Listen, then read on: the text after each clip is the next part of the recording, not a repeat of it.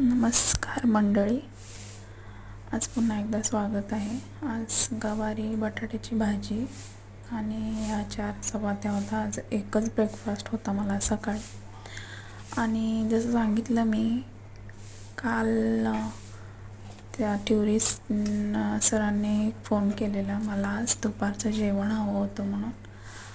आणि काल फक्त त्यांनी चपात्या घेतल्या होत्या आणि आज त्यांना 2 जेवण मी दिलं होतं.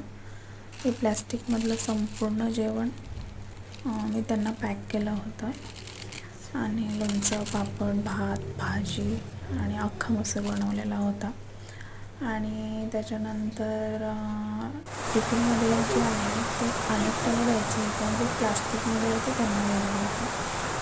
ते मला म्हणत होते छास मिळेल का, तर मी म्हटलं कोकणातली स्पेशल सोलकढी घेऊन पिऊन